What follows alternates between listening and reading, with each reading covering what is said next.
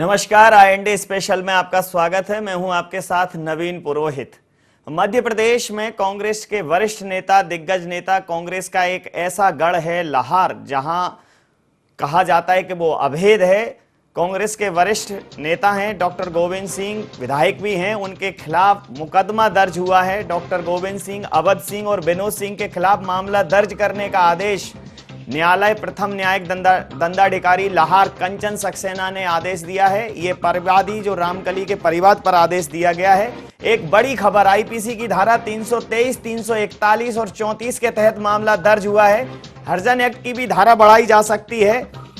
अभी जो परिवादी है, फरियादिया है, उसके पास जाति प्रमाण पत्र नहीं था और उसका कहना था कि कहीं ना कहीं रसूख के चलते, दबंगई के चलते, प्रशासन पर दबाव के चलते हमारा जो प्रमाण पत्र है वो बनने नहीं दिया है। तो जिस प्रकार से अवैध खनन से लेकर कई मुद्दों की आवाज डॉक्टर गोविंद सिंह विधानसभा में उठाते हैं, सरकार को घेरते हैं, वो खुद ही घिरे हुए नजर आ रहे हैं।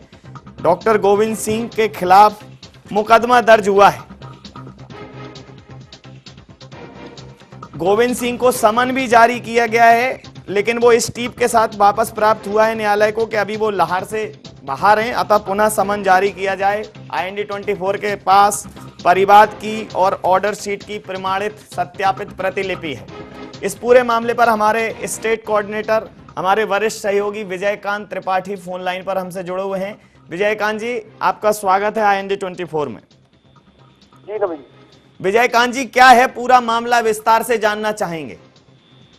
नवीन जी, मैं बता दूं, ये मामला 8/7/2007 यानी कि आज से तकरीबन 10 साल पहले फरियादी रामकली, उम्र 45 वर्ष, पत्नी गोटी राम, बिजली घर, वार्ड नंबर 15 की ये निवासी है जी।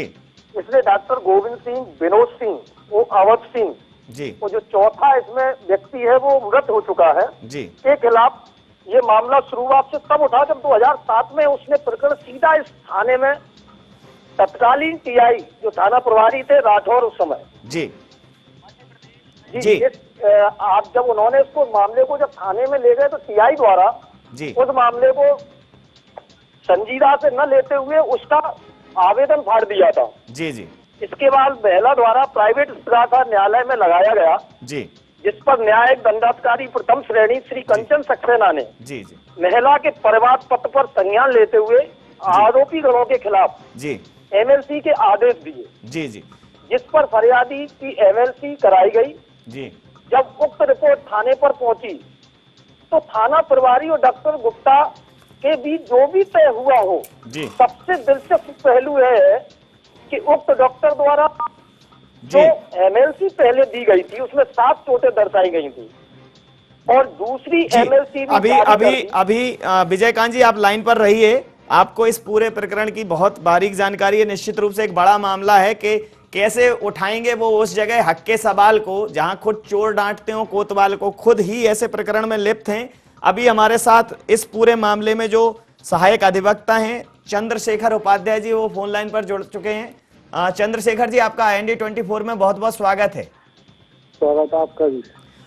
चंद्रशेखर जी, ये मामला जो है, जैसा हमारे सहयोगी ने बताया कि ये 2007 से है और जाके 2017 में, तो कानून के घर देर है अंधेर नहीं है, ये बात सत्यापित हो जाती है। लेकिन इस किस मुश्किलों से, किस मुश्किल हालातों से जाकर उस फरियादिया का ये प्रकरण दर्ज हुआ, इसमें आपकी पूरी मैं विस्तृत जानकारी आपसे जानना चाहूंगा।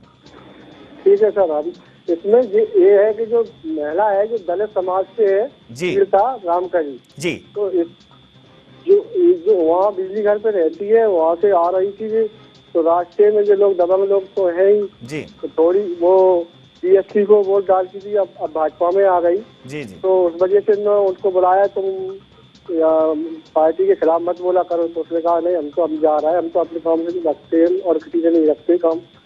तो इसकी मारपीट की, इसके कपड़े अपने फाड़ दिए जी, और मतलब किस तरह से प्रताड़ित किया। तो आई, फिर पुलिस में रिपोर्ट की, पुलिस ने रिपोर्ट नहीं ली। जी, जी, फिर हमारे पास आई, हमारे पास और भी पीड़ित आते हैं, तो हमने न्यायालय में परिवाद पत्र लगाया।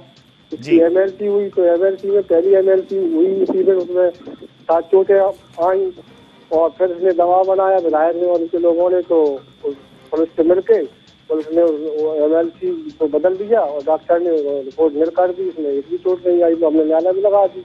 फिर चलता रहा, कोई गवाह साक्ष्य हुई न्यायालय में, तो साक्षियों के बयान के आधार पर भी 6/11/16 को न्यायालय ने आदेश कर दिया, इनको दो प्रकरण पाया इनके खिलाफ, 341, 323 और 34 का। जी। और इसमें मैं जब न्यायालय का ये आदेश पढ़ रहा था तो वहाँ न्यायालय के आदेश में इस बात का उल्लेख है कि न्यायालय में ये जो परिवादिया है वो ये प्रस्तुत नहीं कर पाई कि वो अनुसूचित जनजाति और जाति से ताल्लुक रखती है, और इस वजह से जाति जनजाति अत्याचार निवारण अधिनियम की धारा दर्ज नहीं हुई।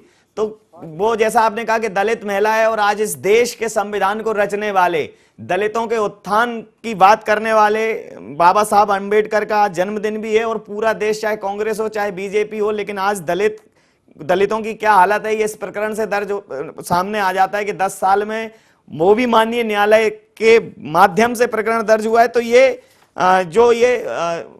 मामला सामने आया कि उसका जाति प्रमाण पत्र नहीं था, इस पर मैं आपकी प्रतिक्रिया जानना चाहूंगा। इसका कारण ये है, चूंकि गलत महिला थी, जैसा ही उसने प्रकरण लगाया और उसमें इसको मांगा गया तो जाति प्रमाण पत्र के लिए SDM लाहौर को लिए आवेदन किया, तो उसका जाति प्रमाण पत्र 2 साल SDM लाहौर तत्कालीन से वो रखे रहे। अभी 1 माह पहले दिया, जैसा ही इसका प्रकरण दर्ज हो गया 1 माह पहले दिया, तो उसमें इसलिए उसका प्रकरण समय पर SC/ST का नहीं हो पाया। लेकिन आगे हम जो मिल गया हमको जाति प्रमाण पत्र, अभी 1 महीने पहले हम न्यायालय में लगाएंगे, तो जाति प्रमाण पत्र लगने के बाद SC/ST का मामला आरोपियों के खिलाफ पुनः दर्ज होगा और 354 भी होगा इसमें, क्योंकि उसमें एविडेंस में, गवाहों की एविडेंस में आया कि बुरी नीयत से विधायक ने और उनके लोगों ने हाथ पकड़ा और उसके कपड़े ब्लाउज फाड़ दिए। तो दोनों धाराएं 354 और SC/ST दोनों धाराएं इनके खिलाफ, आरोपी के खिलाफ बढ़ेंगी निश्चित ही आगे, क्योंकि इनने SDM प्रभावशाली तो है ही, SDM को रोक दिया, तो SDM 2 साल उसका प्रमाण पत्र दबाए रखे रहा, उसको दिया नहीं है, तो आगे मेला है। अभी इसमें जो मैं ऑर्डर शीट देख पा रहा हूँ उपाध्याय साहब, इसमें जो 2 वो हैं आरोपी, उनको जमानत दे दी गई है, और जो डॉक्टर गोविंद सिंह हैं जो विधायक हैं वो अभी उपस्थित नहीं हुए हैं, उन्होंने वो लौटा दिया है समन। तो ये जो 2 लोगों को जमानत दे दी गई है, और जो भी अभी प्रकरण में जो भी बयान वगैरह हुए हैं, उससे आपको क्या लगता है कितना गंभीर है ये मामला? मामला बहुत गंभीर है। पीड़िता जो परिवादी है उसको ये लोग दबाव दे रहे हैं, उसको धौंस दे रहा है कि मुकदमा वापस कर लो, राजीनामा कर लो और पैसे लेना हो पैसे ले लो। वो बहुत घबराई हुई है, उसकी सुरक्षा की जिम्मेदारी अगर हो तो बहुत है, क्योंकि बहुत असुरक्षित महसूस कर रही है।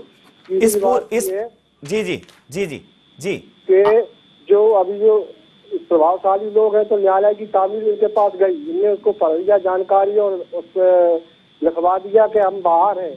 विधानसभा में भी तामील वहाँ गई थी विधानसभा के लिए किनके निवास पे, लेकिन रसूखदार लोग हैं इसलिए तामील रफा दफा करवा दी। हमने पुनः तलवाना दिया तो 25 तारीख उसमें लगी है, उसमें भी बेल कराए, अन्यथा फिर कहला सकते हैं, न्यायालय को भी वो करते हैं।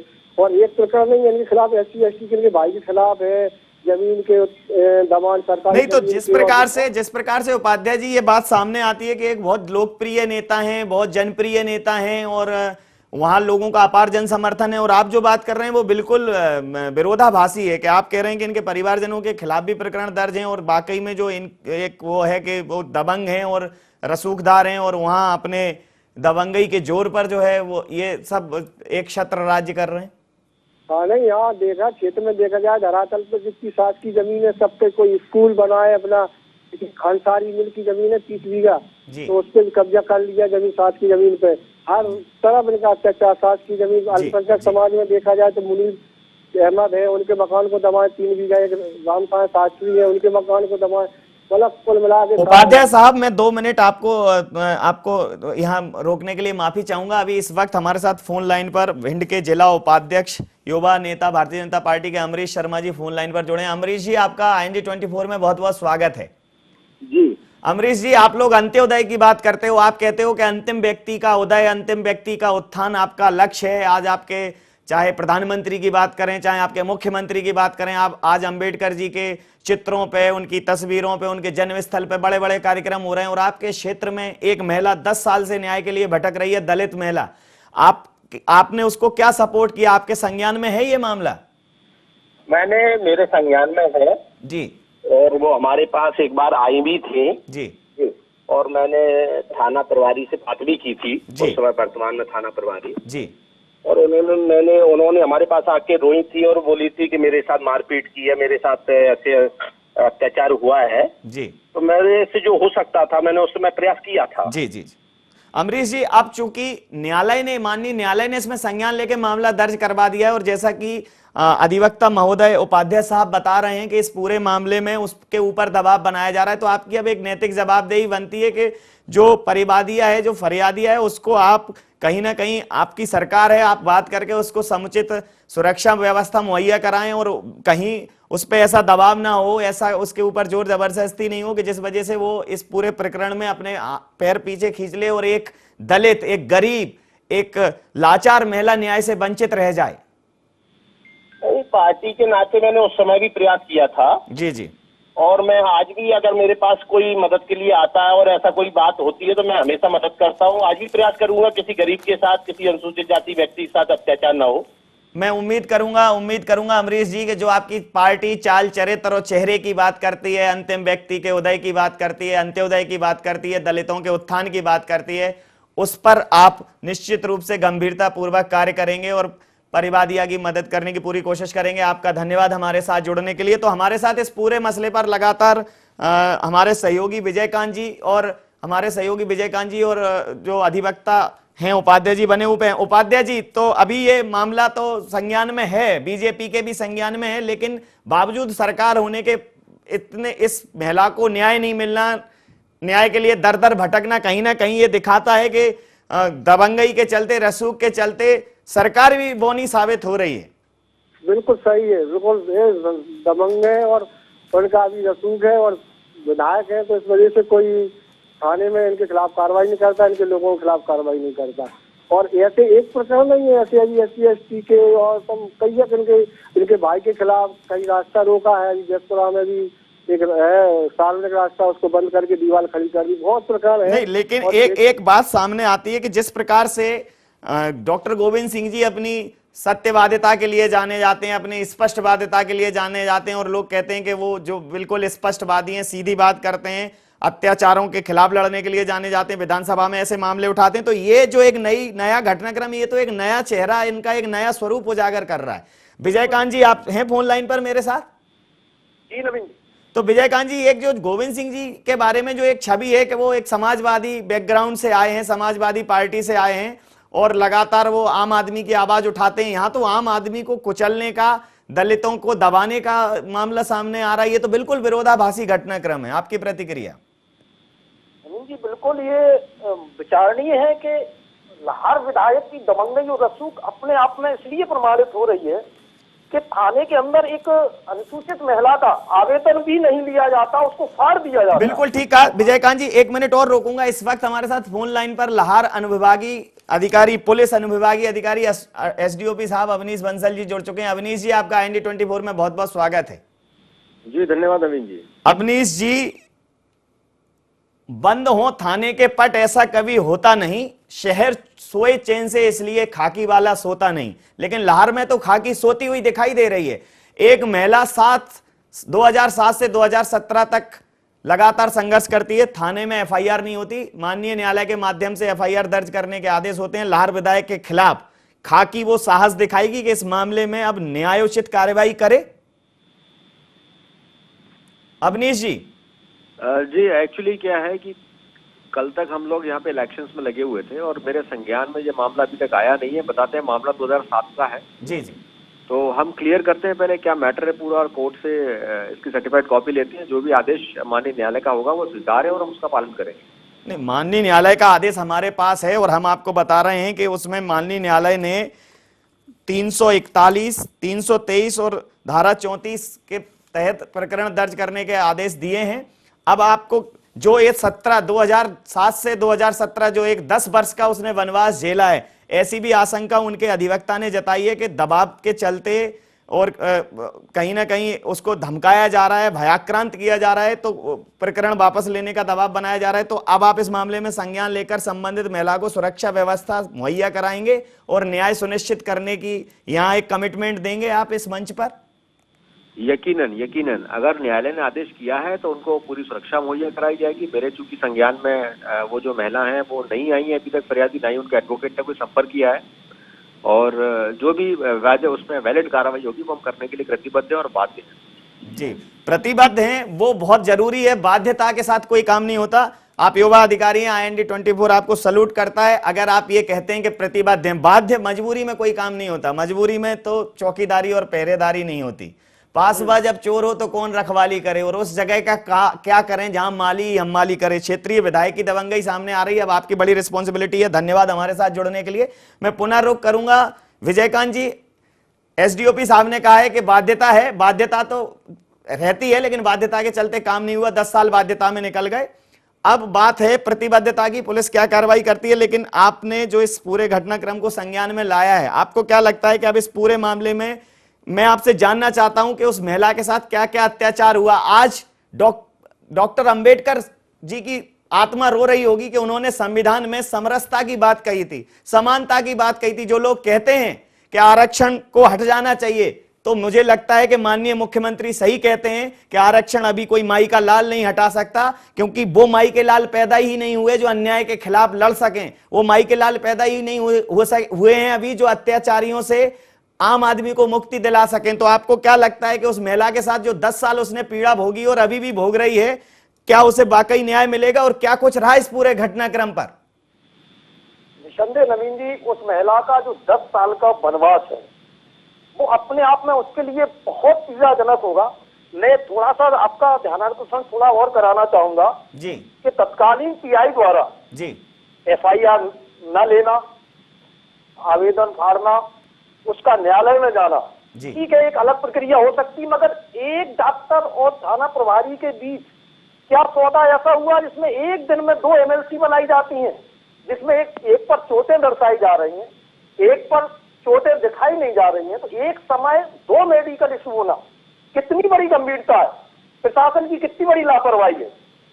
जी नवीन जी जी। अभी इस पूरे मामले पर हमारे साथ भिंड के जिला अध्यक्ष भारतीय जनता पार्टी के संजीव कांकर साहब जुड़ चुके हैं। संजीव जी, आपका IND24 में बहुत बहुत स्वागत है। जी संजीव जी, आपकी पार्टी अंत्योदय की बात करती है, चाल चरित्र चेहरे की बात करती है। भीमराव अंबेडकर जी के लिए आज उनका समर्पण देखते बनता है, और माननीय मुख्यमंत्री जो कहते हैं कि आरक्षण माई का लाल नहीं हटा सकता, आज उनकी बात में मुझे दम नजर आता है। क्योंकि आज भी एक दलित महिला, एक पीड़ित महिला 10 साल बाद उसे न्यायालय के माध्यम से वो प्रकरण दर्ज करा पाती है। तो आपको लगता है कि आपके कार्यकर्ता या जो आपके सक्रिय लोग हैं जो आम आदमी की आवाज उठाते हैं, वो तो आम आदमी से कनेक्ट दिख नहीं रहे हैं, इसीलिए शायद लाहौर में भारतीय जनता पार्टी का कमल मुरझाया हुआ है? भैया, हमारा कार्यकर्ता है जी, बहुत वर्षों से संघर्ष कर रहा है जी जी और मेहनत भी करता है। अगर ये घटना घटी है जी तो कुछ लोगों ने प्लानिंग करके राजनीतिक दबाव के कारण, जी जी हो सकता है इस केस में जी इंसाफ नहीं हो पाया हो। जी जी पर हमारे मध्य प्रदेश के मुख्यमंत्री जी की जनहितैषी योजनाएं, जन कल्याणकारी योजनाएं जी और निम्न स्तर का दीनदयाल का अंत्योदय का एक आखिरी व्यक्ति तक एक सरकार के माध्यम से जी जो काम करने का संकल्प है जी और संकल्प को आगे लेके हुए सरकार चला रहे हैं। इसमें सरकार का और व्यक्तिगत किसी का नाम सरकार का इसमें दायित्व बनता है। संजय कांकर साहब, सरकार का दायित्व बनता है। 2007 से 2017 तक आप ही सरकार में, आपकी सरकार की पुलिस ने ही मामला दर्ज नहीं किया। वो तो माननीय न्यायालय का भला हो, और वहां के कार्यकर्ताओं के माध्यम से वहां के एक अधिवक्ता हैं जिन्होंने इस पूरे मामले का खुलासा किया। तो मुझे नहीं लगता कि उन्होंने आपके क्षेत्रीय भारतीय जनता पार्टी के नेताओं से संपर्क नहीं साधा होगा। तो आप बहुत स्पष्ट है स्क्रीन पे कि ये मुख्य वजह है आपकी लाहौर में हारने की। पिछले 6 सालों से 6 बार से आप बाहर हैं। तो आपको लगता है कि इस पूरे मामले में आप उस महिला के ऊपर दबाव बनाया जा रहा है, आप इस पूरे मामले में संज्ञान लेंगे और सरकार के समक्ष रखेंगे, अधिकारियों को इस पूरे मामले पर बाध्य करेंगे कि इसमें कार्रवाई हो? नहीं भैया, ये विषय भी संज्ञान में अभी आया है जी, और सब कार्यकर्ताओं को साथ में संज्ञान में लेकर जी जी मैं वरिष्ठ नेतृत्व के सामने अवगत कराऊंगा। जी जी। बहुत बहुत धन्यवाद संजय जी हमारे साथ जुड़ने के लिए। और इस वक्त फोन लाइन पर रमेश दुबे जी जिलाध्यक्ष हैं, कांग्रेस के, हमारे साथ जुड़ चुके हैं। रमेश जी, आपका बहुत बहुत स्वागत है IND24 में। जी नमस्कार। रमेश जी, आपके विधायक हैं कांग्रेस के डॉक्टर गोविंद सिंह। लाहौर के माननीय जो JFMC न्यायालय है उसने उनके आदेश पर एक प्रकरण उनके खिलाफ दर्ज हुआ है। वो प्रकरण भी क्या, आज दलितों के मसीहा डॉक्टर भीमराव अंबेडकर का जन्मदिन है और एक दलित महिला के साथ जो है बदसलूकी हुई, उसके साथ मारपीट हुई, उसको डराया धमकाया गया, ये मामला दर्ज हुआ है। क्या नैतिकता के चलते ही सही आप इस मामले में संज्ञान लेकर बात करेंगे कि उस महिला को न्याय मिल जाए, न्याय की अवधारणा को मजबूत करेंगे? देखिए, कई बार ऐसा होता है कि कुछ गलत तरीके से किसी मामले को दिखाया जाता है, उसके कारण से कई बार इस तरह की मामला आता है। ऐसा मैं नहीं समझता कि कोई इतने बार का 6 बार का विधायक है और बराबर से कोई इस तरह की बात करेगा, तो मैं समझता हूं कि कोई गलत तरीके से इस मामले को मैनिपुलेशन किया गया और उनको इस मामले में लिया गया। जी, आप तो मतलब न्यायालय का जो निर्णय है, न्यायालय के निर्णय पर भी आप सवाल उठा रहे हैं। न्यायालय ने ये निर्णय दिया है, FIR दर्ज करने का आदेश न्यायालय ने दिया है। नहीं, बिल्कुल न्यायालय का हम लोग सम्मान करते हैं, लेकिन कई बार ऐसा होता है कि न्यायालय में भी इस प्रकार से मामले को जो पेश किया जाता है, इस कारण से ऐसी स्थिति बनती है और न्यायालय से जब निर्णय होगा तब वो दोषी माने जाएंगे। आज तो मामला FIR का मामला उन्होंने बोला है, तो ठीक है, उसका हम सम्मान करते हैं उनके न्यायालय की बात का, लेकिन निर्णय जब होगा तब माना जाएगा कि उनका दोष क्या है। ठीक है सर, फिर तो ये बात, और आप में और बीजेपी में क्या सब कहते हैं, जब कोर्ट से बाहर हो जाएगी बात तो बात करेंगे, नैतिकता के तकाजे पे कोई बात नहीं होगी। बहुत बहुत धन्यवाद आपका हमारे साथ जुड़ने के लिए। तो इस पूरे मामले पर हम अभी लगातार अधिवक्ता महोदय के साथ जुड़े होते हैं। उपाध्याय जी, आपने दोनों लोगों को सुना, भारतीय जनता पार्टी के जिलाध्यक्ष को भी और कांग्रेस के जिलाध्यक्ष को भी। इस पूरे मामले पे जनता से किसी का कोई सरोकार नहीं है और वो तो कह रहे हैं कि ये मैनिपुलेट करके मामला जो है दर्ज कराया गया है। नहीं, बिल्कुल गलत बोल रहे हैं कि दो उनसे विधायक, उनसे जिलाध्यक्ष कांग्रेस से पूछिए, दो MLC बनवाइए तो विधायक की रसीद की कारण तो बनी ही नहीं।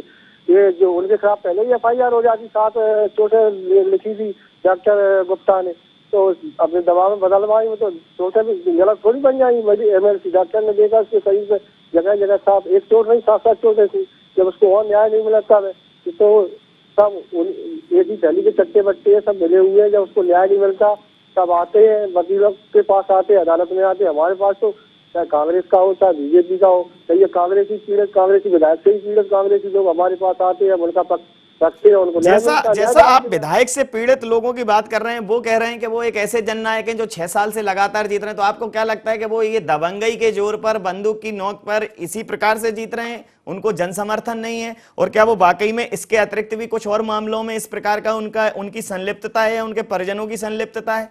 बिल्कुल, ऐसे दर्जनों मामले हैं, दर्जनों, एक नहीं दर्जनों मामले हैं ऐसे जो उनसे पीड़ित है, जनता पीड़ित है, समाज के लोग पीड़ित है, चाहे अल्पसंख्यक समाज हो, चाहे दलित समाज हो, चाहे कोई भी समाज हो, कोई समाज उनसे प्रसन्न नहीं है। सब जगह उनका साक्षी जमीन पर कब्जा करना, दलितों को दबाना, पिछड़ों को दबाना, ये उनका रवैया है, तानाशाह है। और जो पीड़ित होता है, जब न्याय नहीं मिलता तब न्यायालय में आते, न्यायालय में कभी न्यायालय ले लेता, न्याय मिल भी जाता। बहुत लंबी लड़ाई इस महिला ने तो 10 साल लड़ाई लड़ी तब उसको अब मिल पाया। बिल्कुल ठीक कहा आपने, 10 साल के बाद तो FIR दर्ज हुई है।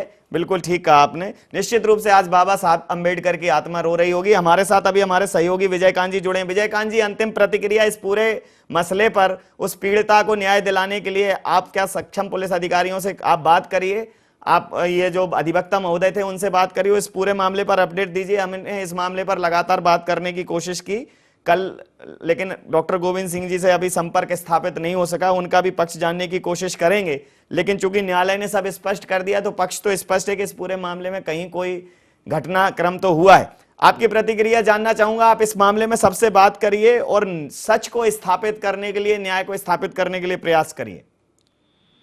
विजयकांत जी, विजयकांत जी, कांग्रेस जिलाध्यक्ष जी और भाजपा जिलाध्यक्ष जिस हिसाब से, जिस भाषा से, जितने संयम से अपने आप को पेश कर रहे हैं जी, तो थोड़ा सा महाभारत के धृतराष्ट्र जैसा होने, न्याय अन्याय से कोई लेना नहीं जी। एक महिला 10 साल से घूम रही है, जी, पीड़िता है, न्यायालय बिना सबूत के कैसे FIR ले सकती है? जी, ये सबसे बड़ा दिलचस्प बात, ये सबसे बड़ा विषय है, ये सबसे बड़ा विषय है। जी जी। अच्छा, इस पूरे मामले में चूंकि जैसा 2007 से लेकर आपके संज्ञान में है, तो इस पूरे मामले में ऐसे क्या कुछ घटनाक्रम है जो इस पूरे मामले में चीख कर उस महिला के पक्ष में गवाही दे रहे हैं? मामला नवीन जी, क्योंकि ये राजनीतिक पृष्ठभूमि पर सब जायज है जी यहाँ कई ऐसे प्रकरण हैं जी, जिनमें कभी भी कोई सुनवाई नहीं हुई। जी जी चाहे वो मैं आपसे समय सीमा के चलते मैं आपसे निवेदन करूंगा विजयकांत जी के इस पूरे मामले में कल आप अनुविभागीय अधिकारी पुलिस से बात करें, उस महिला से बात करें, उस महिला की सुरक्षा व्यवस्था को सुनिश्चित करने के लिए आवाज उठाएं, अधिवक्ता महोदय से संपर्क करें और स्थानीय विधायक डॉक्टर गोविंद सिंह से भी संपर्क करें, उनसे भी बात करने की कोशिश करें कि उनका क्या पक्ष है। क्योंकि जैसा कि लिखा गया है कि अभियुक्त गोविंद सिंह को जो ये ऑर्डर शीट है उसमें लिखा है, ये आप देख सकते हैं मेरे हाथ में, उसमें लिखा है अभियुक्त गोविंद सिंह को जारी समन इस टीप के साथ वापस प्राप्त हुआ है कि वह अभी लाहौर से बाहर हैं, अतः पुनः समन जारी किया जाए। तो उनसे अभी बात नहीं हो पाई है, आप उनसे बात करें, समझें कि जो वो हक के सवाल यहाँ विधानसभा में उठाते हैं अपने विधानसभा अपने क्षेत्र में भी उठाएं, अपनी कॉन्स्टिट्यूंसी में भी उठाएं। वो आप सबका बहुत बहुत धन्यवाद हमारे साथ जुड़ने के लिए, बात करने के लिए। और निश्चित रूप से ये मामला कहीं ना कहीं डॉक्टर बाबा साहब अंबेडकर की आत्मा को विदीर्ण करता होगा कि 2017 में 47 से चला हुआ ये कारवा 2017 में भी वही का वही है।